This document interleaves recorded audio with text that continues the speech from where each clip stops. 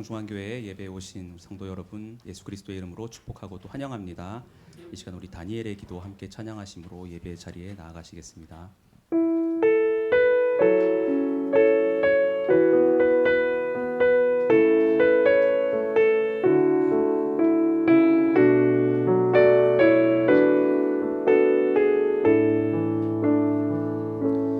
주의 보좌로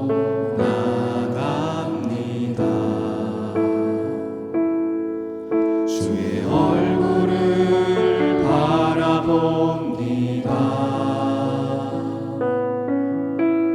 두 손을 들고 경비함으로 하나 되어 주께 나아갑니다. 주의 은혜에 목마릅니다. 주의 음성을 사모합니다. 두려워 말라 평안하라 강건하라 강건하라. 하늘의 문 열어주소서.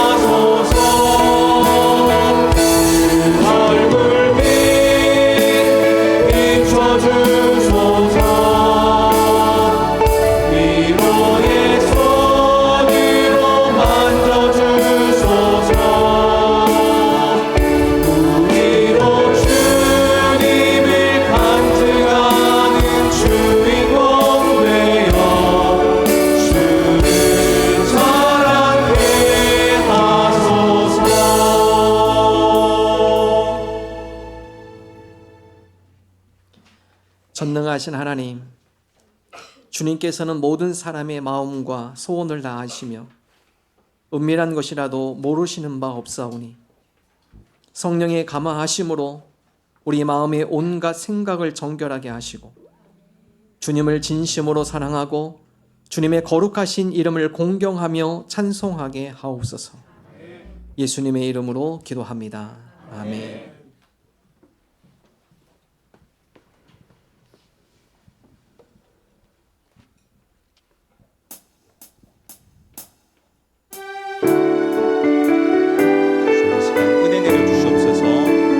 충만케 하여 주시옵소서. 마음을 담아 찬양하시겠습니다.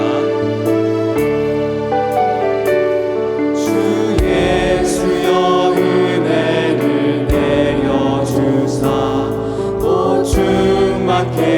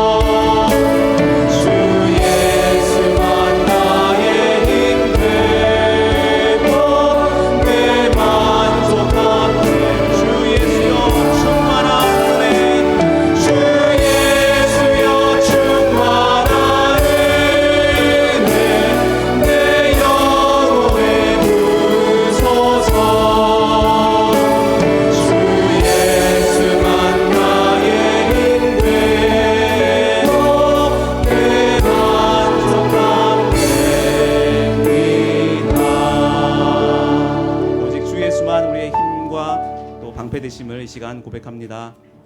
아멘.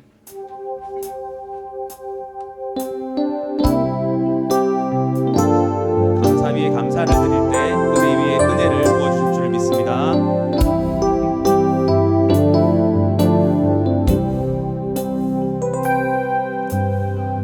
손이 올리는 나의 기도 간구보다 감사를 드립니다. 응답하심도 거절하심도 기다리라 하심도 그저 감사 위에 감사를 감사 위에 감사를 덮을 때 은혜 위에 은혜가 쌓이네. 모든 일에 감사 모든 순간에 그리 아니하실지라도 다시 한번 처음부터 겸손히 올리는 나의 기도 간구보다 감사를 드립니다. 응답하심도 거절하심도 기다리라 하심도 그저 간절히 올리는 나의 기도 간절히 올리는 나의 기도 간구보다 감사를 드립니다. 기쁜 날에도 고통 중에도 주가 일하심을 믿으며 감사 위에 감사를 덮을 때 은혜 위에 은혜가 쌓이네. 모든 일에 감사 모든 순간에 그리 아니하실지라도 감사 위에 감사를 덮을 때 은혜 위에 은혜가 쌓이네. 모든 일에 감사 모든 순간에 그리 아니하실지라도 감사 위에 감사를 덮을 때 은혜 위에 은혜가 쌓이네. 모든 일에 감사 모든 순간에 그리 아니하실지라도 감사.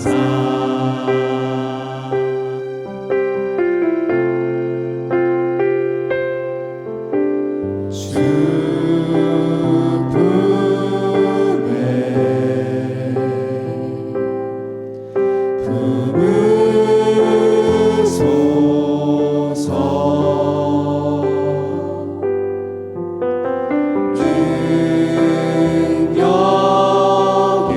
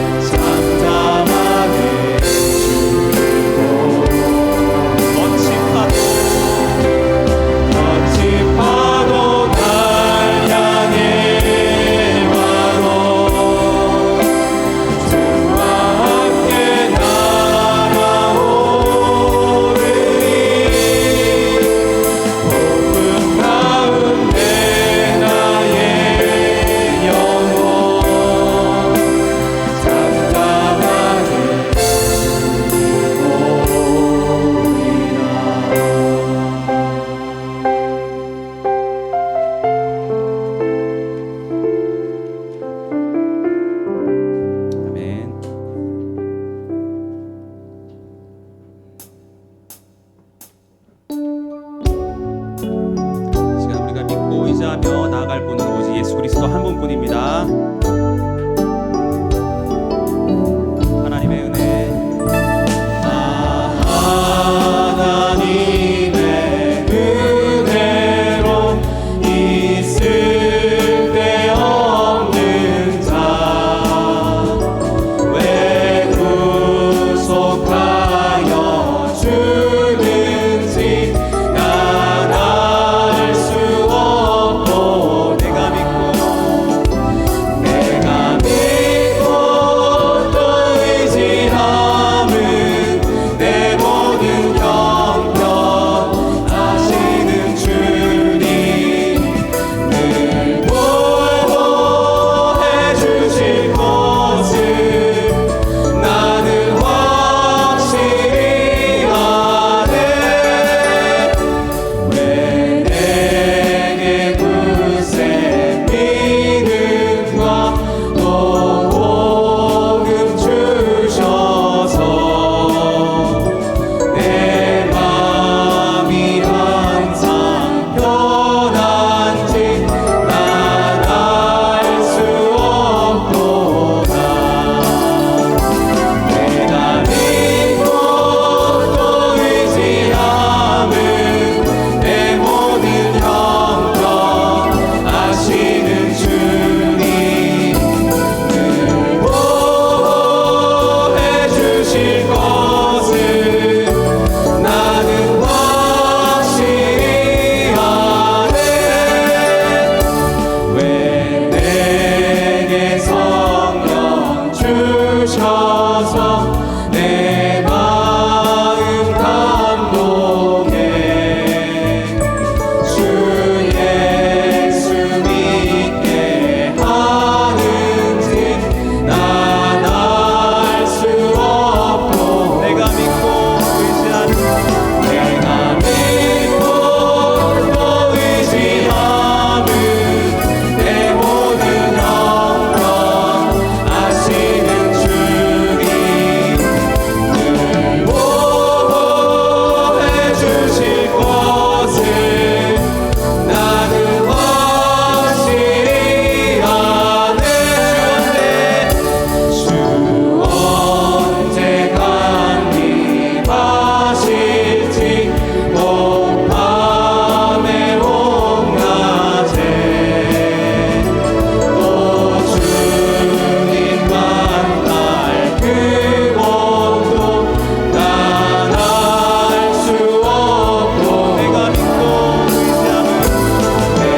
믿고 또 의지함은 내 모든 형편 아시는 주님 늘 보호해 주실 것을 나는 확실히 내가 믿고 또 의지함은 내 모든 형편 아시는 주님 보호해 주실 것을 나는 확실히 아네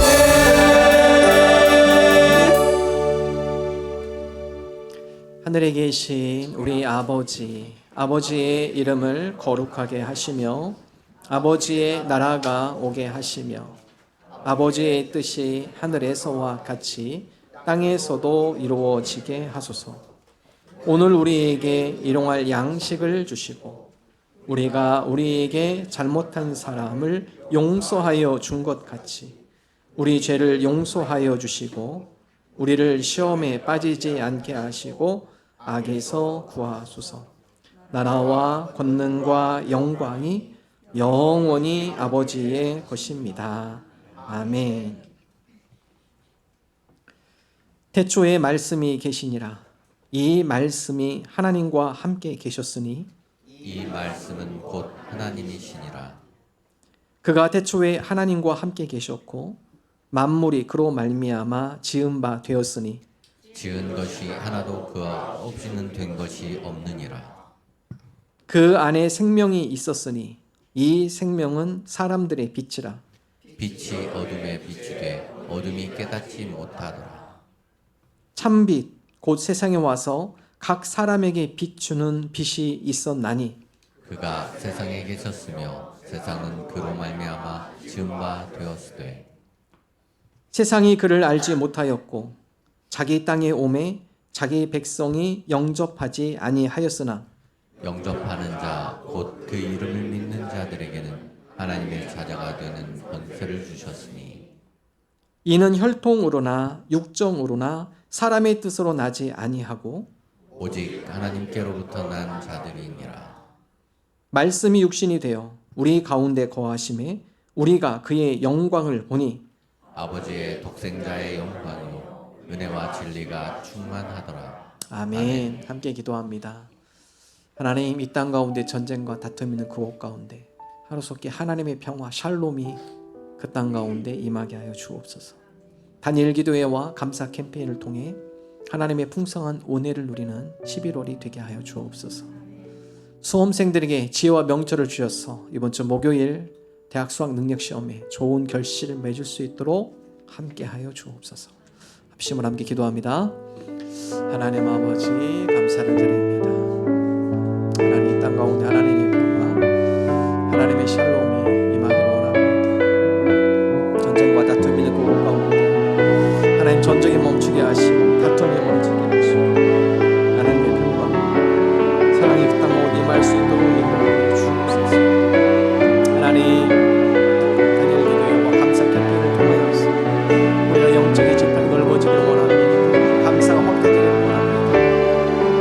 범사에 감사하고 신앙이 내려갈 수 있도록 주옵소서. 하나님 아버지, 이번 주 목요일에 대학 수학 능력 시험을 했습니다. 하나님, 시험을 준비하는 이들의 지혜와 영적을 더하여 주시옵소서. 너희 준비한 모든 것들 가운데 아름다운 신앙, 아름다운 결과가, 아름다운 유종의 미를 맺을 수 있도록 하여 주옵소서. 하나님 아버지, 함께 함께 주옵소서. 영원한 마음 실수하지 않게 해주시고 집중하고 또 그동안 중요한 모든 것을 하지 않게 해주시옵소서. 아름다운 은혜를 주시옵소서.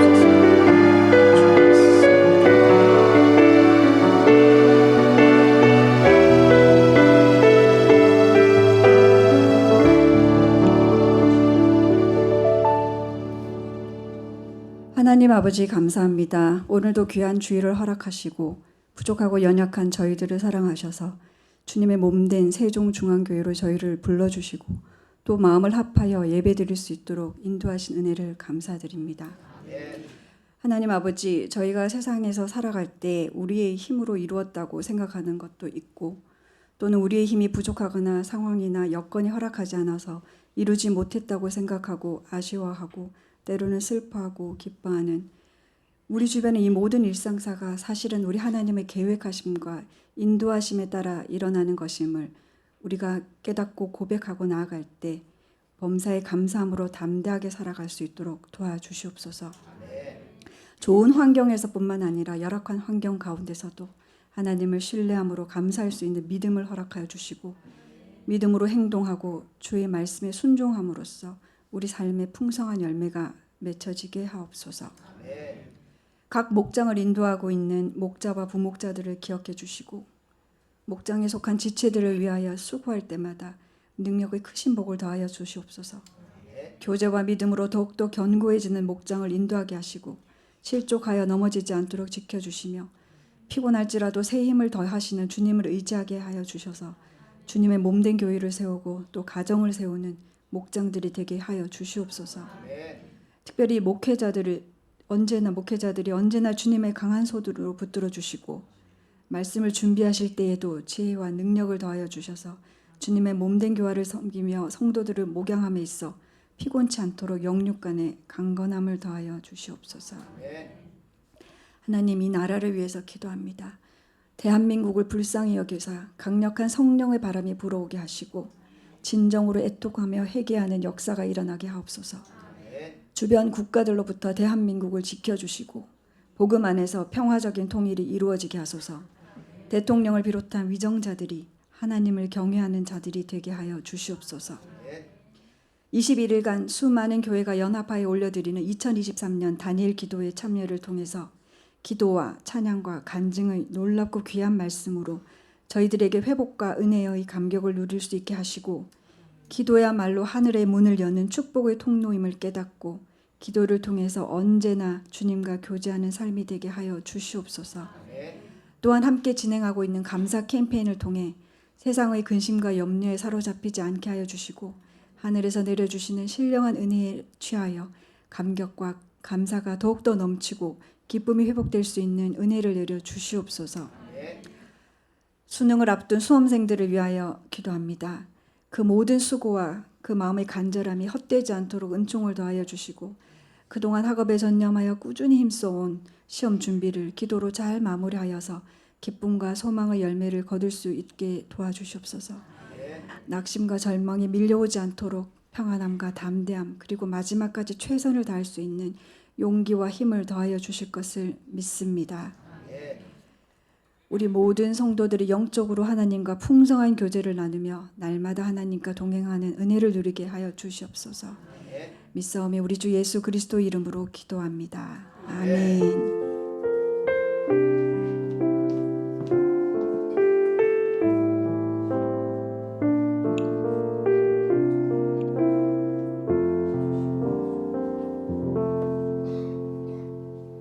하나님의 말씀 욥기 2장 11절에서 13절, 4장 5절 8절, 8장 8절에서 10절 한 절씩 교독하겠습니다.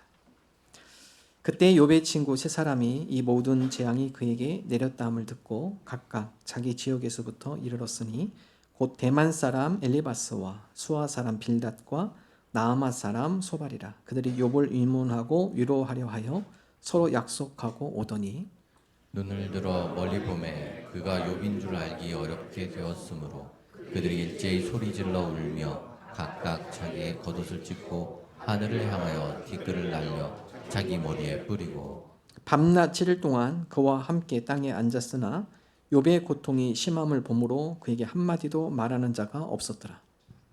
이제 이 일이 내게 이르네 내가 힘들어하고 이 일이 내게 닥침에 내가 놀라는구나. 내 경외함이 내 자랑이 아니냐, 내 소망이 내 온전한 길이 아니냐. 생각하여 보라 죄 없이 망한 자가 누구인가 정직한 자의 끊어짐이 어디 있는가. 내가 보건대 악을 밭갈고 독을 뿌리는 자는 그대로 거두나니 청하건대 너는 옛 시대 사람에게 물으며 조상들이 터득한 일을 배울지어다. 우리는 어제부터 있었을 뿐이라 우리는 아는 것이 없으며 세상에 있는 날이 그림자와 같으니라. 그들이 내게 가르쳐 이르지 아니하겠느냐 그 마음에서 나오는 말을 하지 아니하겠느냐. 아멘. 모나미 153 볼펜을 한 번쯤은 다 써보셨을 것입니다. 국민 볼펜으로 많이 불렸던 필기도구입니다. 1963년 제작이 되었고요. 우리나라에 1963년에 불어 붐이 일어났습니다. 그래서 이름을 왜 모나미인가 알아봤더니요. PPT 보면 불어로 몽은 나이란 뜻이고요. 아미 친구란 뜻입니다. 그래서 원래 몽아미인데 발음상 힘드니까 그냥 모나미에서 모나미 볼펜이 탄생이 되었다고 합니다. 물론 여러 사람들이 어떤 분은 구텐탁, 독일어 구텐탁 볼펜, 어떤 분은 굿모닝 볼펜. 근데 아무래도 그 당시에 불어가 유용이 있기 때문에 이 몽아미가 당선이 되었다고 합니다. 너무나 잘 알고 있는 일화이죠. 왜 153인가 뒤에 성경에 보면 예수님께서 베드로에게 배 오른편에 그물을 내려라. 그물 내렸는데 걷어 올려 보니까 물고기가 잡혔는데 총 153마리다. 그래서 153이라는 숫자가 붙었다는 일화가 있습니다. 한동안 한국의 대표적인 볼펜으로 자리매김했지만 이 몽블랑에 밀려서 여러 가지 위기를 겪게 되었습니다. 특별히 여러 필기구의 경쟁, 필기구를 생산해내는 업체가 많이 생겨나게 됐고 무엇보다도 학령 인구 감소. 그래서 학교 앞에 문방구들이 1년에도 수백 개씩 문을 닫게 되었다고 합니다. 그런데 이러한 위기를 이겨내고 한동안 주춤했다가 이 모나미 볼펜이 다시 또 획기적으로 붐을 일으켰습니다. 그 이유 중에 하나는 사고의 확장입니다. 이 패러다임의 전환을 이루기 때문에 그렇다고 이야기하고 있습니다. 보통 펜하면 필기도구. 근데 이 모나미에서 어떠한 사고의 확장을 했는가? 쓰다에서 그리다로 바꿨다고 그럽니다. 왜 펜이 쓰는 것에 국한되어 있을까? 펜 가지고 생각을 표현하는 그리다로 바꾸자. 그러다 보니까 펜의 다양한 용도를 제시하게 되고 필기구에 국한하지 않고 생각을 표현하는 사용 도구로 제품이 확장이 되기 시작했습니다. 새로운 시장으로 사업을 확대할 수 있게 되었다고 합니다. 사고의 확장, 패러다임 전환 상당히 중요하죠. 여러분, 우리 신앙이 성장하기 위해서는요, 신앙의 사고가 확장이 돼야 합니다. 우리가 다니엘 기도를 통해서 여러분의 간증을 들어요. 여러분, 우리의 신앙에 나의 편합한 어떤 신앙관을 확장하는 계기입니다. 하나님께서 이런 다양한 사람들, 다양한 여건과 다양한 상황 가운데 하나님께서 이러이러한 역사를 하시는 하나님에 대한 인식을 우리가 확대시킬 수 있는 거예요. 여러분, 고난에 대한 이해도 마찬가지예요. 우리 욥기를 나누면서 욥기는 일반적 지혜에 대한 그 규범에 속하지 않아요. 욥기의 고난은 일반 고난과 틀린 고난이죠. 우리가 고난에 대한 확장, 이해가 필요합니다. 일반적으로는 고난은 죄에 대한 하나님의 심판, 그러나 어떤 고난은 그러한 고난이 아닐 수도 있다는 것이죠. 욥처럼 이해할 수 없는 고난, 까닭 모를 고난, 우리가 그 고난을 어떻게 이해해야 할까? 지난주에 함께 말씀을 나눴어요. 까닭 모를 고난, 이유를 알 수 없는 고난, 힘든 고난이죠. 그러나 여러분, 그 고난이 있다고 해서 하나님 계시지 않는 건 아닙니다. 인생에 먹구름이 끼었다고 해서 하나님이 존재하지 않는 건 아니죠. 하나님이 살아계시다면 내가 왜 이렇게 힘들고 어려운 일을 당할까? 그럴 수 있어요. 의인도 고난을 당할 수 있다는 것입니다. 우리 이성으로 이해될 때만 하나님을 믿는다? 그럼 초월적 하나님이 아니죠. 초월적 하나님은 우리의 이성을 초월하시는 분, 우리 이성에 갇히는 분이 아니세요. 그래서 우리가 때로는 우리의 이성으로 이해가 되지 않지만 초월적인 하나님을 우리의 지극히 제한적인 이성으로 다 이해할 수 없다는 것을 인정하는 것이죠. 그래서 여러분, 우리가 욥기를 읽다 보면 하나님, 이 고난에 대해서 우리가 알지는 못하지만 그러나 그 가운데서도 하나님의 섭리가 있는 줄로 믿습니다. 우리가 신앙생활하면서 욥기를 읽으면서 어떤 분들은 좀 시험이 들 수도 있을 것 같아요. 하나님, 왜 이렇게 의인을 왜 이렇게 힘들게 하세요? 의인한테 복을 주고 상을 주셔야지 왜 의인에게 이런 재앙과 이런 재난과 고난을 내리십니까? 여러분, 욥기를 읽으면서 우리가 주의할 것은 욥은 샘플입니다. 샘플. 하나의 샘플입니다. 신앙생활 열심히 했는데 나도 욥처럼 고난받으면 어떡하지? 덜 조심해야겠네. 신앙생활 하는데 좀 너무 열심히 하면 안 되겠다. 이런 생각 염려 안 하셔도 돼요. 욥은 샘플입니다. 샘플. 샘플은 많은 게 샘플이 아니 딱 하나입니다. 하나. 하나님께서 욥의 샘플을 통하여서 우리 가운데 까닭 모를 고난, 이해할 수 없는 고난, 내 삶 가운데 이해가 되지 않는 고난에 대해서 우리가 어떠한 신앙의 자세를 가져야 할 것인가, 욥을 통해서 우리에게 메시지를 주고 있는 것입니다. 자, 특별히 오늘 말씀은 욥과 그의 친구들을 통해서 우리에게 주는 교훈은 무엇일까요? 욥기 3장부터 거의 마지막 장까지는요, 욥의 세 친구 엘리바스, 빌닷, 소발, 그리고 욥 서로 대화를 하면서 그 가운데 서로 논쟁하는 부분들이 이제 마지막까지 펼쳐지게 됩니다. 자, 오늘 욥과 그의 친구들 통해서 우리들에게 주는 교훈 첫 번째, 함께 울어주십시오. 고난 당한 자가 있을 때 그들과 함께 울어주는 게 위로입니다. 욥이 고난 당한 소식을 친구들이 듣습니다. 그래서 멀리서 그의 친구들이 욥을 위로하고자 방문을 합니다. 특별히 욥의 친구들은 같은 지역에 사는 친구들이 아니에요. 각각 떨어져 있는 친구들입니다. 욥의 소식을 그들이 들었어요. 하루아침에 욥의 재산을 다 잃게 되었고 그의 자녀들을 다 잃었다. 여러분, 이 소식을 들을 때 친구들이 가만히 있을 수가 없었습니다. 그 욥을 찾아 방문합니다. 욥을 찾아 방문하는데 욥을 알아볼 수가 없어요. 자, 함께 읽어보겠습니다. 욥기 2장 11절 함께 읽어보겠습니다. 세 번역 읽습니다. 그때에 욥의 친구 세 사람 곧 대만 사람 엘리바스와 수아 사람 빌닷과 나아만 사람 소발은 욥이 이 모든 재앙을 만나서 고생한다는 소식을 듣고 욥을 달래고 위로하려고 저마다 집을 떠나서 욥에게로 왔다. 욥에 대한 소식, 처지, 상황을 알게 되고 욥을 방문합니다. 근데 놀란 사실은요, 욥이 옆에 있는데 친구들이 알아보지 못해요. 여러분, 이미 욥은요, 발바닥부터 정수리까지 종기가 났습니다. 너무나 가려워서 질그릇 깨진 걸로 몸을 긁었어요. 그럼 사람의 형체를 알아볼 수 없을 정도로 온몸이 피범벅이가 됐습니다. 다 피딱지가 다 너덕너덕 붙어 있죠. 친구들이 옆을 지나가는데 욥을 몰라봐요. 몰라봅니다. 그의 몸이 완전히 만신창이가 된 것입니다. 욥기 2장 12절 함께 읽어보겠습니다. 그들이 멀리서 욥을 보았으나 그가 욥인 줄을 알지 못하였다. 그들은 한참 뒤에야 그가 욥인 줄을 알고 슬픔을 못 이겨 소리내어 울면서 겉옷을 찢고 또 공중에 티끌을 날려서 머리에 뒤집어 썼다. 여러분 너무나 비참한 거예요. 세상에 동방에서 가장 부유했던 자, 동방에서 가장 이름을 날렸던 자, 그 욥이라는 사람이 하루아침에 완전히 거린이 됐어요. 거린처럼. 아니 어떻게 욥에게 이런 일이 날 수 있을까? 충격을 받은 거죠. 더 이상 할 말이 없습니다. 그들이 함께 울어요. 7일 동안 아무 말도 못합니다. 무슨 말이 위로가 되겠어요? 욥의 그러한 고난을 보며 친구들이 옆에서 함께 울어주는 거죠. 자, 욥기 2장 13절 함께 읽습니다. 그들은 밤낮 2일 동안을 욥과 함께 땅바닥에 앉아 있으면서도 욥이 겪는 고통이 너무도 처참하여 입을 열어 한마디 말도 할 수 없었다. 욥이 당한 상황에 그들은 아무 말도 할 수 없었습니다. 7일 동안 함께 울어주며 그들 욥과 함께 지내주는 것밖에 할 수가 없었습니다. 고난당한 자에게 무엇이 가장 큰 위로일까요? 고난당한 자는 고난에 대한 해답을 원치 않으세요. 어설픈 위로는 오히려 상처만 남깁니다. 그냥 함께 아파하고 공감해 주는 것. 여러분 이것이 가장 큰 위로가 됩니다.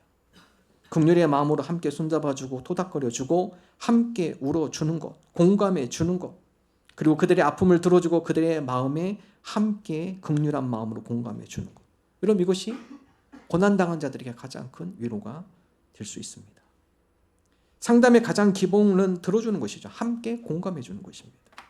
그럴 때 그 마음의 아픔이 아물어지고 치유가 되어지고 회복의 역사가 일어나게 됩니다. 상담을 전공한 어느 한 목사님의 간증입니다. 이 목사님이 목회하는 교우한테 급한 연락이 왔어요. 목사님 빨리 좀 병원으로 오셔야겠습니다. 이 목사님이 전화를 받고 왜 그러세요? 저희 아이가 사고를 당했습니다. 목사님 빨리 와서 기도를 해 주십시오. 그래서 목사님이 모든 일을 제쳐두고 병원을 달려갔어요. 근데 안타깝게도 목사님 도착하기 전에 이 아이가 하늘나라를 갔습니다. 여러분 얼마나 큰 충격이에요. 그 부모에게 이 목사님이 뭐라고 위로할까요? 이 목사님은 상담 전문가이세요. 얼마든지 그런 여러 가지 아픔을 겪은 이들에게 상담적으로 할 수 있는 이야기들이 있어요. 근데 목사님이 이 부모 앞에서 아무 얘기도 안 합니다. 이 부모님의 손을 잡고 같이 울어줬어요. 여러분 그 마음이 얼마나 아플까요? 시간이 지났습니다. 5년 후에 이 아이의 부모가 목사님을 찾아와서 이렇게 말했습니다. 목사님, 우리 아이가 하늘나라 갔을 때 목사님 해주신 일을 저희는 두고두고 잊지 못합니다. 저희는 목사님께 해주신 그 일을 두고두고 감사하고 있습니다. 목사님이 잘 생각해 보니까 자기가 해준 게 없어요. 그때 내가 뭘 해줬지? 글쎄요, 제가 해준 게 뭐였었나요? 제가 잘 기억이 나지 않네요. 그때 이 부모님이 다음 같이 얘기합니다. 그때 우리는 설득이 필요했던 것이 아니라 사랑이 필요했습니다. 목사님 옆에서 울어주심으로 사랑을 보여주셨습니다. 함께 울어주심으로 우리가 많은 위로를 받을 수 있었습니다. 여러분 고난당한 자에게 위로가 무엇이에요? 고난을 해석해 주려고 하지 마세요. 어설픈 위로는 오히려 더 큰 그들에게 상처를 줄 수 있어요. 욥의 친구들 그 가운데 욥의 상황을 보며 그 가운데 함께 7일 동안 울어줍니다. 사도 바울은 다 같이 이야기하죠. 로마서 12장 15절 함께 읽겠습니다. 즐거워하는 자들과 함께 즐거워하고 우는 자들과 함께 울라. 여러분 이게 성도의 공동체예요. 즐거워하는 자들과 함께 즐거워하는 거 쉽지 않습니다. 주변에 있는 성도가 잘 됐을 때 그거에 대해서 함께 기뻐해 주는 거, 마음속 깊은 곳에서 함께 기뻐하고 즐거워해 주는 거 쉽지 않아요. 공감할 때 가능한 겁니다. 아픈 사람과 함께 눈물을 흘리는 거 쉽지 않습니다. 입장을 바꿔 생각해 보는 거죠. 내가 저 처지에 됐으면 나는 어땠을까? 상대방의 입장에서 생각해 보는 것. 하나님, 우리에게 그런 공감의 마음을 주옵소서. 우리가 그런 위로의 도구, 또는 어떤 누군가의 기쁨의 도구가 되게 하여 주옵소서. 두 번째, 엘리바스를 통한 교훈인데요. 정죄하지 말아라. 자, 7일 동안 이 친구들이요 위로를 잘합니다. 자, 7일이 지나다 여러분 욥도 인간이에요. 인간입니다. 자, 욥기 3장은요 욥이 하나님 앞에 탄원합니다. 속마음을 아뢰더래요. 하나님, 차라리 내가 나지 않았으면 좋았을 것 같습니다. 내가 이렇게 고통과 이렇게 어려운 고난을 당하고 있는데 차라리 내가 이 땅에 태어나지 않는 것이 더 좋았을 것 같습니다. 하나님에 대한 탄원이죠. 욥기 3장 10절 함께 읽겠습니다. 어머니 태가 열리지 않아 내가 태어나지 않았어야 하는 건데 그래서 이 고난을 겪지 않아야 하는 건데 3장 13절 그렇게만 하지 않았더라도 지금쯤은 내가 편히 누워서 잠들고 쉬고 있을 텐데. 여러분 욥이 얼마나 힘들었으면 여러분 욥도 신앙인이지만 인간이에요. 어떤 분 욥이 이거 불신앙 아닙니까? 여러분 불신앙과 탄원은 틀린 거예요. 욥이 여기에 대해서 하나님을 부정하는 것이 아니라 하나님께 자기의 아픔을 하소연하는 겁니다. 하나님 제가 너무 힘듭니다. 제가 견딜 수 없을 정도로 내가 너무 어렵습니다. 차라리 저를 데려가시죠. 차라리 내가 이 땅에 태어나지 않았으면 더 좋았을 것 같습니다. 하나님 제가 너무 어렵습니다. 하나님에 대한 하소연이에요. 하소연. 자, 여러분 이 하소연에 옆에 있는 엘리바스 가장 연장자예요. 나이가 많은 엘리바스가 욥에게 다음같이 반응을 합니다. 여러분 7일 동안 그렇게 잘 지냈던 이 세 명의 친구가 이제부터 이제 논쟁이 시작이 됩니다. 물론 이 논쟁은 하나님께서 엘리바스, 빌닷, 소바를 통하여서 까닭 모를 고난에 대한 하나님의 메시지를 주는 도구로 사용이 되는 거예요. 자, 엘리바스가 다음같이 이야기하죠. 감히 네가 하나님한테 원망을 해? 너 신앙 좋은 사람이었잖아. 동방에서도 너 알아주는 신앙인이었잖아. 근데 감히 네가 하나님에서 탄원을 해? 하나님에서 하소연을 해? 그러면 안 되지. 욥아 잘 생각해봐. 네가 이렇게 고난을 받은 건 이유가 있을 거야. 자, 4장 7절, 8절 우리 함께 읽어보겠습니다. 잘 생각해 보아라. 죄 없는 사람이 망한 일이 있더냐? 정직한 사람이 멸망한 일이 있더냐? 내가 본 대로는 악을 가라. 재판을 뿌리는 자는 그대로 거두리라. 내가 7일 동안 잘 지키고 곰곰이 생각해 봤는데 네가 재앙을 당하는 거 이건 분명히 이유가 있는 거야. 인과응보의 신학적 사상이죠. 아니 땐 굴뚝에 연기 나겠니? 오늘 너에게 임한 이 재앙은 분명 너에게 뭔가 잘못이 있었을 거야. 하나님께서 그 잘못 때문에 너에게 이러한 재앙을 내렸을 거야. 인과응보의 대답입니다. 엘리바스는 규범적 지혜로 욥을 정죄한 거죠. 정죄합니다. 정죄. 여러분 이게 위험한 거예요. 우리가 조금 알고 있는 지식을 가지고 이 지식을 가지고 다른 누군가에게 이 지식이 정죄의 도구로 쓰인다면 여러분 그게 위로가 되지 않아요. 특별히 엘리바스는 규범적 지혜로 이 욥을 정죄하고 있는데 이 규범적 지혜는 패턴입니다. 패턴.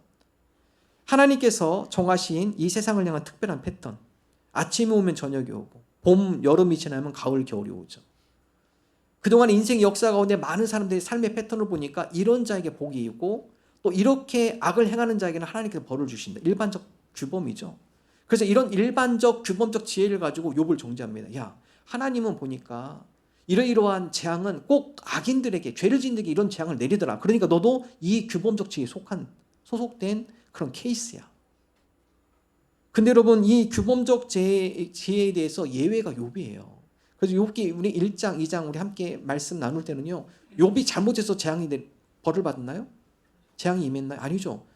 욥기 1장은요. 욥은 완벽한 사람입니다.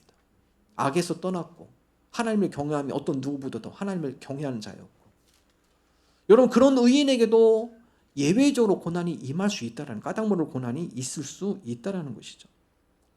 자, 한번 PPT 보면 악인에게 징벌이 찾아온다. 이거 일반적 규범이에요. 규범적 지혜입니다. 악인에게 고난이 찾아온다. 그러나 두 번째, 고난이 오는 사람은 모두 악인이다. 이건 맞지가 않습니다. 자, 엘리바스는 뭐예요? 악인에게 징벌이 고난이 찾아온다. 이거 가지고 계속 욥을 정죄하는 거예요. 네가 죄를 범했기 때문에 이런 고난을 당하는 거야. 하나님은 이 욥을 통해서 뭘 얘기하죠? 아니, 모든 고난은 악인에게 고난이 오는 모든 자는 악인이 아니다라는 거예요. 거기는 예외가 있다는 사실입니다. 자, 더 나아가 엘리바스는 하나님의 어떠한 영이 나에게 이러한 것들을 계시해 줬다. 영적 통찰력을 근거로 욥의 잘못을 지적하죠. 자, 욥기 4장 15절에 17절 읽어보겠습니다. 어떤 영이 내 앞을 지나가니 온몸에 털이 곤두섰다. 영이 멈추어 서기는 했으나 그 모습은 알아볼 수 없고 형체가 어렴풋이 눈에 들어왔는데 죽은 듯 조용한 가운데서 나는 이런 소리를 들었다. 인간이 하나님보다 의로울 수 있겠으며 사람이 창조주보다 깨끗할 수 있겠느냐. 한 영이 나에게 임했고 나에게 메시지를 줬는데 인간이 하나님보다 의로울 수 있어? 너 자꾸 이거 아니라고 하는데 거절하지 마.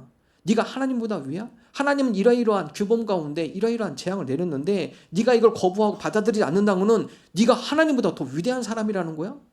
여러분 욥이 자꾸 규범적 지혜를 가지고 또 더 나아가 한 영을 들어서 욥을 정죄합니다. 자, 5절 6절 볼까요? 5장 5절 8절 한번 같이 읽어보겠습니다. 재앙이 흙에서 일어나는 법도 없고 고난이 땅에서 솟아나는 법도 없다. 나 같으면 하나님을 찾아서 내 사정을 하나님께 털어놓겠다. 너의 이 재앙은 분명한 원인이 있어. 그러니까 빨리 이실족고해. 다른 사람 아무도 모르게 지은 거 있지. 그 죄 있지. 하나님은 속일 수 없어. 그러니까 이실직고 빨리 하나님 앞에 회개해. 이게 가장 좋은 방법이야. 여러분 이 인과응보의 사상을 가지고 욥을 정죄해요. 나중에 결론적으로 어떻게 하느냐. 하나님께서 다음같이 얘기해요. 엘리바스 네가 옳지 않다. 욥기 42장 7절 결론을 볼까요? 함께 읽어보겠습니다. 여호와께서 욥에게 이 말씀을 하신 후에 여호와께서 대만 사람 엘리바스에게 이르시되 내가 너와 내 두 친구에게 놓아놓으니 이는 너희가 나를 가리켜 말한 것이 내 종 욥의 말같이 옳지 못함이니라. 결론은 뭐예요? 엘리바스 네 얘기가 틀렸어. 인과응보에 그러한 고통이 아니었어. 욥이 당한 고난은. 여러분 이 엘리바스에 대한 욥은 배신감이 들어요. 아니 친구라는 아이들이 와가지고 친구라고 하면서 7일간은 잘 위로해 주더니 8일째부터는 오히려 나를 정죄하려고 그래? 내가 오히려 너 때문에 배신감이 든다. 욥기 6장 14절 15절 읽겠습니다. 내가 이러한 절망 속에서 허덕일 때야말로 친구가 필요한데 친구라는 것들은 물이 흐르다가도 마르고 말랐다가도 흐르는 개울처럼 믿었지 못하고 배신감만 느끼게 하는구나. 여러분 엘리바스의 나름대로의 자기 나름대로의 신학적 추론, 여러분 이것이 욥을 위로하지 못해요.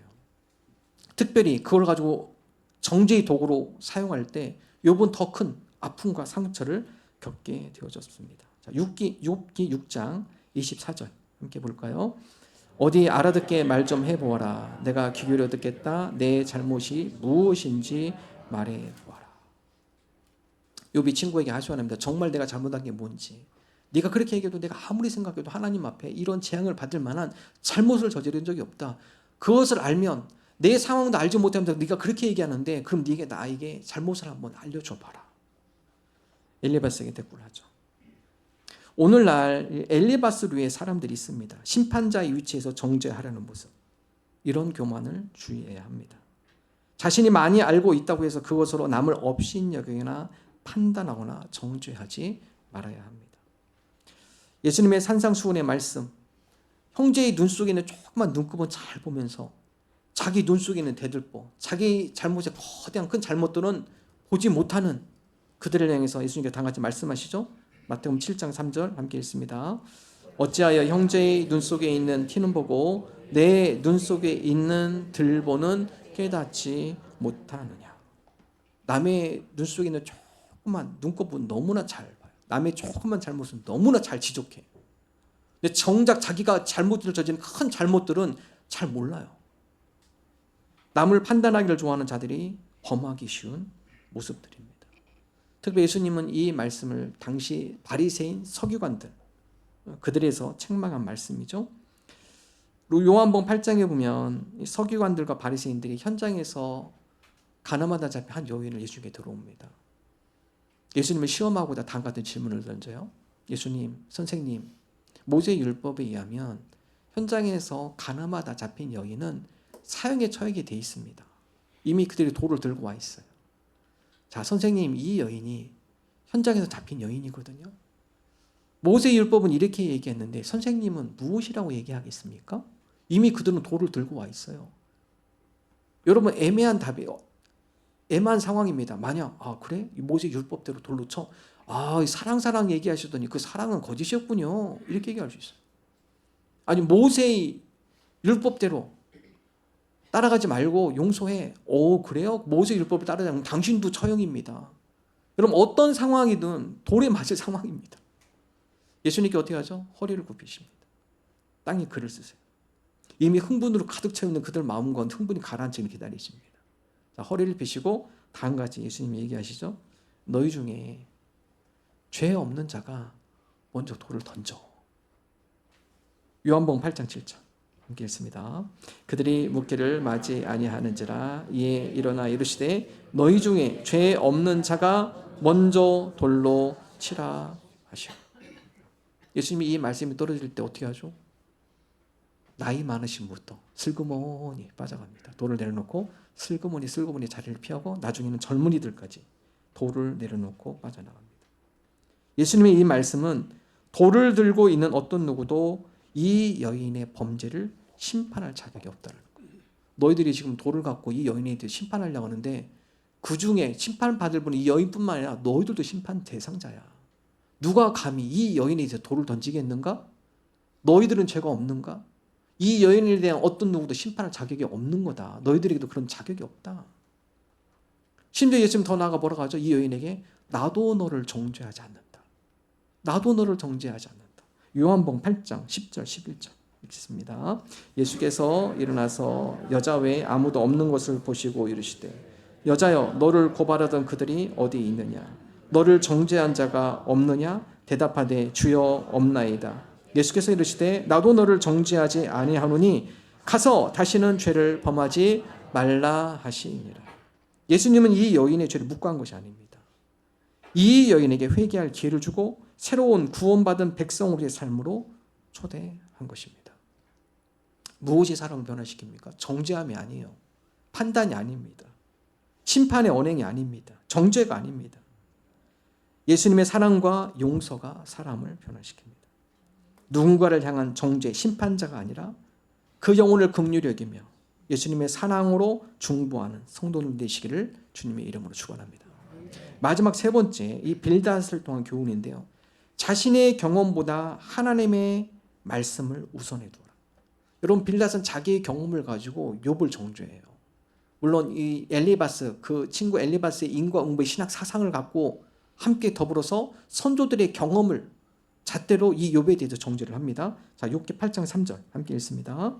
너는 하나님이 심판을 잘못하신다고 생각하느냐? 전능하신 분께서 공의를 거짓으로 판단하신다고 생각하느냐? 너 자꾸 엘리바스가 너 뭔가 잘못해서 재앙을 당한 거야. 죄가 있어서 하나님께 재앙을 내린 거야. 이거 자꾸 부정하는데 그럼 하나님이 잘못된 거니?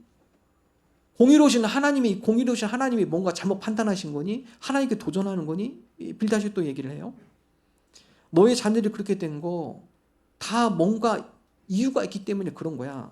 8장 4절 함께 읽습니다. 내 자식들이 주님께 죄를 지으면 주님께서 그들을 벌하시는 것은 당연한 일이 아니냐? 내 자녀들이 죄를 지었기 때문에 하나님께서 그런 재앙을 내리신 것이 아니냐? 하나님께서 이런 재앙을 내리는 거, 너희 자녀 그렇게 된 거 다 이유가 있어서 그런 거 아니냐? 여러분, 이 얘기는요, 자녀에 대한 아픔을 갖고 있는 그 부모에게 폭력적인 말입니다. 더 나아가 이제 조상들의 경험으로 얘기하죠. 이미 조상들의 경험 이런 것들 쭉 지켜보니까 대부분 그런 재앙을 받는 거는 잘못한 사람들이 그런 재앙을 받더라. 일반적으로 조상들의 삶들을 쭉 내려온 이야기들을, 경험들을 유추해 보면, 그러니까 너도 이 조상들의 경험에 대해서 겸허히 받아들여라. 8장 8절 10절 같이 읽겠습니다. 이제 옛 세대에게 물어보아라. 조상들의 경험으로 배운 진리를 잘 생각해 보아라. 조상들이 내게 가르쳐주며 알려주지 않았느냐? 조상들이 마음에 깨달은 바를 말하지 않았느냐? 빌닷은 욥이 잘못되었다는 사실을 설득하려고 과거 조상들의 경험에 호소하고 있습니다. 여러분, 경험이 말씀보다 앞서면 위험한 거예요. 마치 자기의 경험이 진리인 것처럼 얘기할 수 있습니다. 우리의 옛 선배들의 경험, 지나간 역사의 경험이 오늘날 우리에게 많은 교훈을 주는 것은 사실입니다. 우리는 우리보다 생애의 경험을 많이 체득한 사람에게 머리를 숙여서 인생의 교훈을 배울 필요가 있습니다. 그러나 인간의 경험이 항상 진리는 아닐 수 있다는 사실을 말씀 앞에서는 발견해야 합니다. 우리의 경험보다 하나님의 말씀을 더 높은 자리에 놓아야 합니다. 엘리바스도 그렇고 빌닷도 그렇고 자신의 신비한 체험, 자신의 경험을 통한 교훈으로 욥을 설득하려고 하지만 그것이 욥에게는 바른 교훈도 아니었고 전혀 위로도 되지 못했습니다. 오히려 고통스러운 욥의 마음에 더 큰 상처를 주게 되었습니다.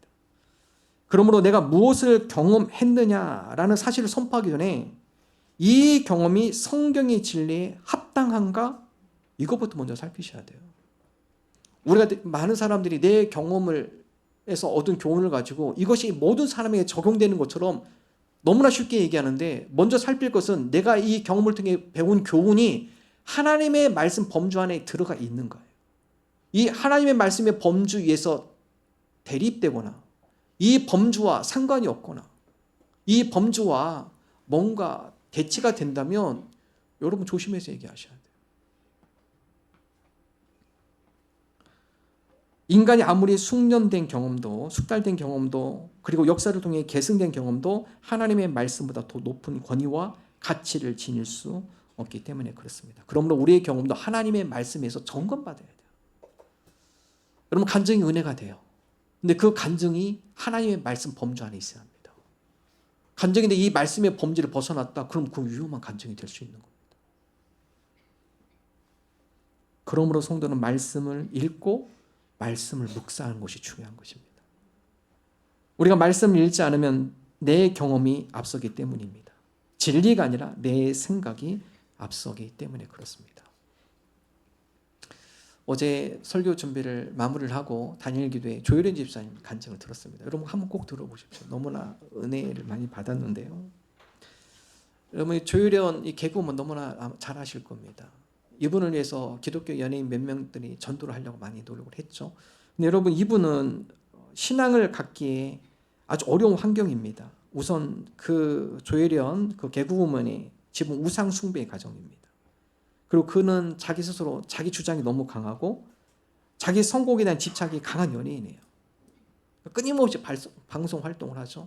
근데 어느 순간에 그 마음속에 채우지 않는 공허함, 목적의 상실, 그런 가운데 이 전도에 의해서 신앙생활을 하게 되는데, 이 조혜련 집사 강조하는 게 뭐냐? 말씀 통독이더라고요.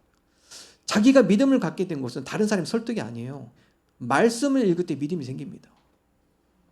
여러분, 그래서 로마서 10장 17절 말씀이요, 이 진리예요. 한번 읽어볼까요? 그러므로 믿음은 들음에서 나며 들음은 그리스도의 말씀으로 말미암아는. 성경이 잘 믿어지지 않고 이해가 안 돼요. 말씀을 읽으시면 믿어지는 거예요. 말씀은 하나님의 영감이 있는 말씀이기 때문에 그렇습니다. 그래서 이 조혜련 집사님이 그런 간증을 해요. 내가 전도하는 게 아니라, 내가 그들에게 믿음을 주는 게 아니라 말씀을 같이 통독하는 거죠. 8명의 형제가 있어요. 첫 번째는 어머니가 먼저 말씀을 통해 구원의 은혜를 드립니다. 8명의 자녀들 가운데 거의 다 그 집안은 원래 예수님 믿기 힘든 가정이에요. 근데 말씀을 같이 읽다 보니까 어느 순간에 그들 마음 가운데 믿음이 쌓이기 시작해요. 히브리서 4장 12절 함께 읽겠습니다. 하나님의 말씀은 살아있고 활력이 있어 좌우의 날선 어떤 검보다도 예리하여 혼과 영과 및 관절과 골수를 찔러 쪼개기까지 하며 또 마음의 생각과 뜻을 판단하나. 이런 말씀 통독하나 가운데 그의 어머니가 여러 가지 병이 있었지만 그 가운데 건강의 회복의 은혜를 누리게 되고요. 우선은 그 집사님 자체 삶이 바뀌었어요. 삶에 대한 공허감, 인생 목적에 대한 상실감, 자기가 말씀이 아니면 옛날처럼 살을 텐데 이 말씀이 나를 바꿨다. 여러분, 우리 그리스도인들이 말씀을 너무 아니다는 얘기를 하시는, 전 도전받았습니다. 그분이 신앙생활 하면서 신앙인이 됐는데 교회 신앙생활하다 보니까 성도들이 성경을 안 읽는데요. 보니까 너무 안 읽는데요. 아니, 그리스도인들이 성경 가지고 신앙생활 하는데 왜 성경을 모르지? 여러분 몇 도 가셨습니까? 성경은 여러분 나이만큼 하셔야 돼요. 하나님, 제 나이만큼 제가 성경을 읽겠습니다. 믿음이 약하세요? 말씀은 안 읽는다는 증거예요. 그거는요. 오늘 로마서 10장 17절처럼 믿음 어디서 시작이 됩니까? 그리스도의 말씀에서 시작이 되는 거예요. 아무리 신앙생활을 오래 해도요, 말씀을 멀리하면 믿음은 순식간에 흔들립니다. 흔들려요. 연수가 중요하지 않습니다. 하나님, 내가 믿음이 없습니다. 그래서 내가 말씀을 읽습니다. 이 말씀의 능력 가운데 말씀을 통해 내게 믿음을 더하여 주옵소서. 하나님의 말씀, 살았고 운동력 있는 말씀입니다. 우리 삶 가운데 역사하시는 말씀입니다. 우리의 삶이 내 경험이 기준이 되는 것이 아니라 하나님의 말씀이 기준되어지는, 말씀에 순종하며 말씀의 열매를 맛보는 저와 여러분 되시기를 주님의 이름으로 축원합니다. 하나님 아버지 감사합니다. 우리가 이 시대 가운데 하나님의 말씀이 기준되게 하여 주시고 그 말씀 가운데 우리 인생의 아름다운 열매를 맛보는 주의 자녀들이 되게 하여 주옵소서. 어려운 이들이 있을 때 우리가 그들을 판단하거나 정죄하지 않게 하여 주시고 고난을 해석해 주려는 것이 아니라 그들의 손을 붙잡고 함께 눈물을 흘려주며 함께 공감해 주며 하나님의 위로의 도구로 사용되어지는 믿음의 백성들 되게 하여 주옵소서. 주님 앞에 나올 때 마음과 정성을 담아 예물을 올려드립니다. 우리의 마음을 기뻐 받아주시고 하나님의 영광이 있어지는 복된 예물 되게 하여 주옵소서. 예수님의 이름으로 기도합니다. 우리 성찬례를 하도록 하겠습니다. 성찬은 세례 교인만 참여해 주시기 바랍니다. 여러분, 이 식탁은 주님께서 우리를 위하여 준비하고 베푸신 잔치상입니다. 우리 주님께서는 이 시간 주님을 구주로 믿고 주님의 제자로서 주님의 뜻을 실천하며 살고자 하는 모든 사람들을 이 식탁으로 부르십니다. 이 식탁은 우리의 식탁이 아니고 주님의 식탁이요, 이 초청은 우리의 초청이 아니라 주님의 초청입니다. 여러분은 모두 마음을 깨끗이 하여 주님이 마련하신 이 식탁으로 나오십시오. 하나님, 이 시간 우리를 주님의 식탁으로 불러주시니 감사합니다. 우리 가운데 성령을 보내사 이 빵과 포도주를 함께 나눈 후 새 사람으로 거듭나 그리스도의 제자로서 살게 하옵소서.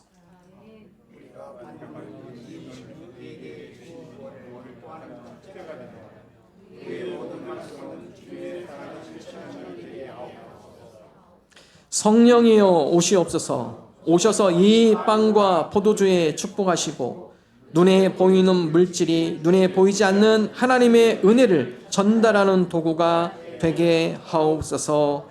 아멘. 우리 사랑의 나눔 있는 곳에 2번 부르시면서 성찬 준비하겠습니다.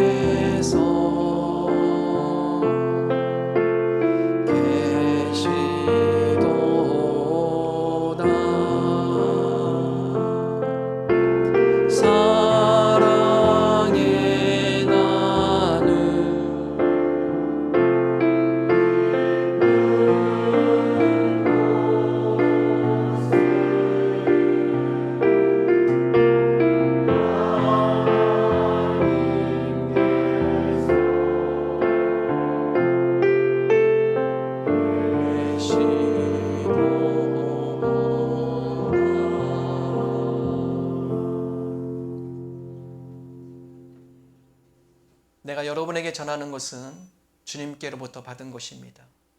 주 예수께서 잡히신 날 밤 빵을 가지고 드시며 감사를 드리신 후 떼시며 말씀하셨습니다. 이것은 너희를 위하는 내 몸이다. 이것을 행하여 나를 기념하여라. 또 식후의 잔도 이와 같이 하시며 말씀하셨습니다. 이 잔은 내 피로 세운 새 언약이다. 이것을 마실 때마다 이를 기념하여라. 그러므로 우리가 이 빵과 이 잔을 나누면 주님의 죽으심을 그가 오실 때까지 증언하는 것입니다. 세례를 받으신 분은 경건한 마음으로 성찬에 참여합시다.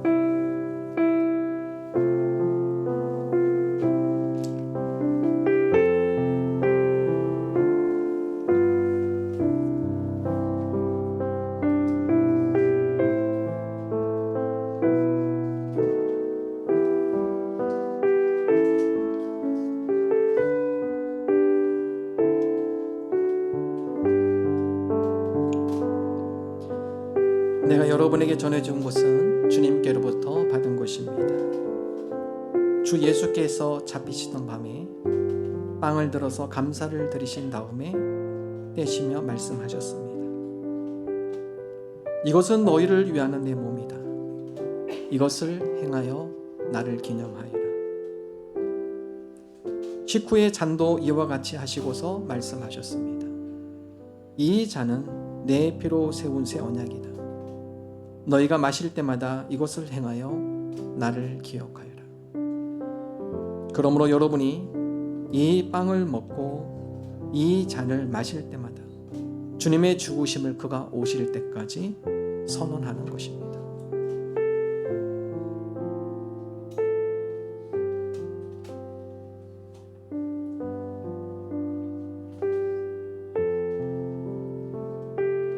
나는 포도나무여 너희는 가지라. 그가 내 안에 내가 그 안에 거하면 사람이 열매를 많이 맺나니 나를 떠나서는 너희가 아무것도 할 수 없음이라. 사람이 내 안에 거하지 아니하면 가지처럼 밖에 버려져 마르나니 사람들이 그것을 모아다가 불에 던져 사르느니라. 너희가 내 안에 거하고 내 말이 너희 안에 거하면 무엇이든지 원하는 대로 구하라. 그리하면 이루리라. 너희가 열매를 많이 맺으면 내 아버지께서 영광을 받으실 것이요 너희는 내 제자가 되리라. 아버지께서 나를 사랑하신 것 같이 나도 너희를 사랑하였으니 나의 사랑 안에 거하라.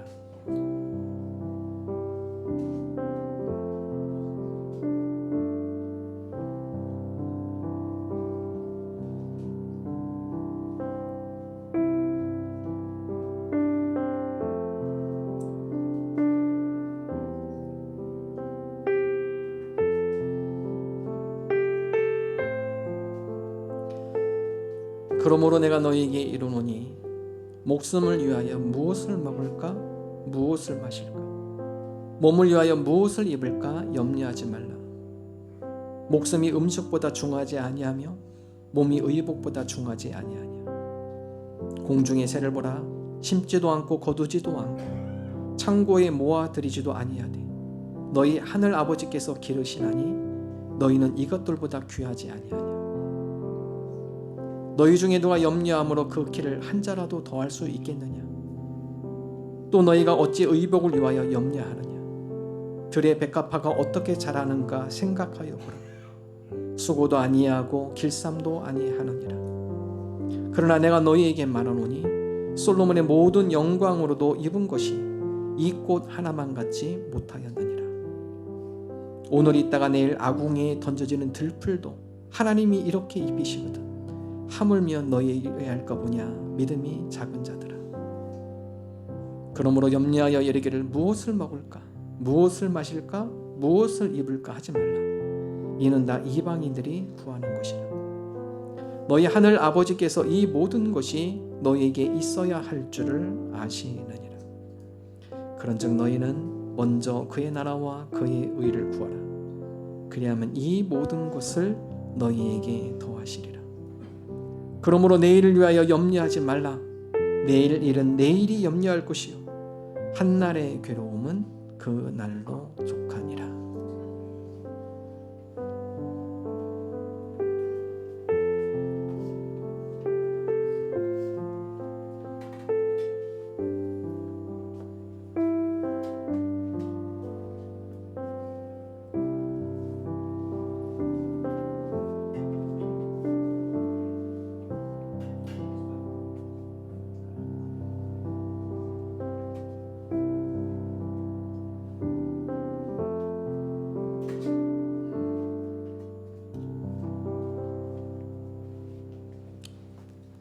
성찬 후 기도 같이 교독하겠습니다.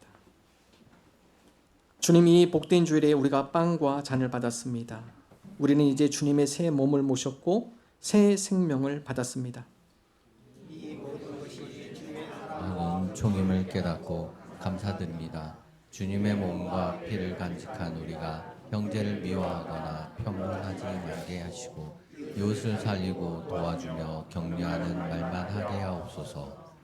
벅찬 감사를 가슴에 담고 복음의 증인으로 살게 하옵소서. 아멘. 새 사람이 된 여러분은 용기를 가지고 세상으로 나아가십시오. 나가서 주님의 복음을 증거하십시오. 악에게 지지 말고 선으로서 악을 이기십시오. 즐거워하는 자들과 함께 즐거워하고 우는 자들과 함께 우십시오. 여러분이 세상으로 나아갈 때마다 예수님께서 하신 말씀을 기억하시기 바랍니다. 세상에서 너희가 환난을 당하나 담대하라. 내가 세상을 이겼노라. 내가 세상 끝날까지 항상 너희와 함께 있겠다. 아멘. 함께 찬양하겠습니다.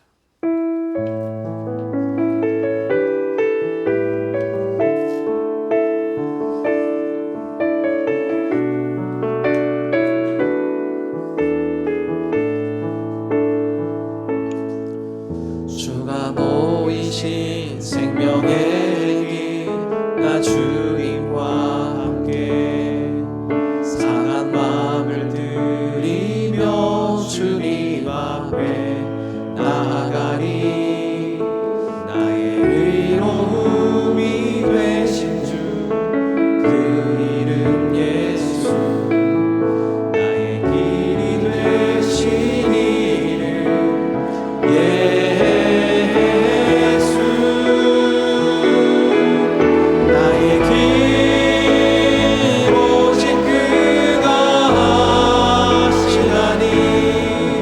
나를 단련하신 후에 내가 정금같이 나오리라. 주가 보이신 생명의 길, 주가 보이신 생명의 길, 나 주님과 함께 상한 마음을 들이며 주님 앞에 나가리. 나의 의로움이 되신 주, 그 이름 예수. 나의 길이 되신 이름 예수. 나의 길 오직 그가 하시나니. 나를 단련하신 후에 내가 정금같이 나오리라.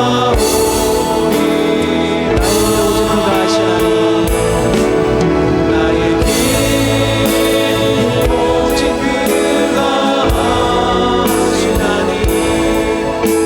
나를 단련하신 후에 내가 정금같이 나오리라.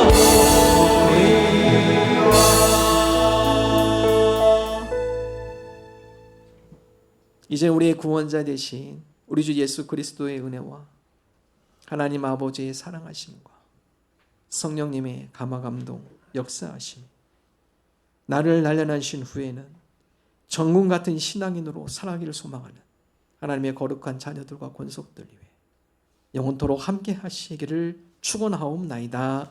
아멘.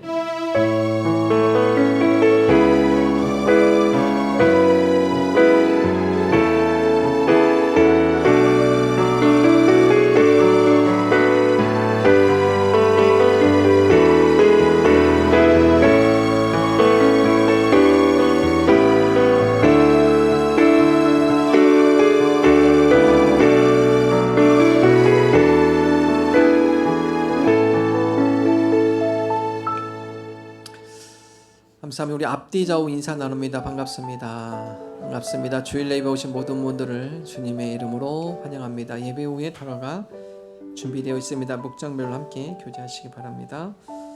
다니엘 기도회가 11월 21일까지 월요일부터 금요일에 오후 8시 예배실에서 함께 참여합니다. 함께 오셔서 은혜의 시간 되면 좋겠습니다. 11월은 감사의 달입니다. 하루 세 줄 감사일기 다음 주까지 추수감사 주일까지 지내게 됩니다.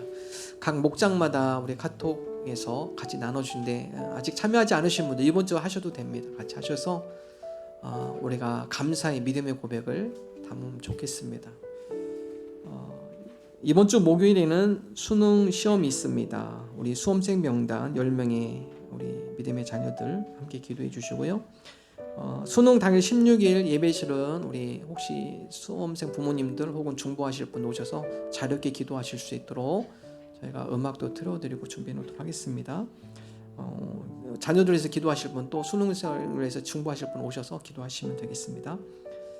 우리 수험생들을 위해서 각홍근 집사님께서 공진당을 선물해 주셨습니다. 아이들 떨지 말라고, 떨어 실수하지 말라고 준비해 주셨는데 학부모님들, 우리 중고등부 오는 학생들은 청소년부에서 직접 주고요. 또 오지 않은 부모님들은 우리 나가실 때 꼭 받아가시면 좋겠습니다.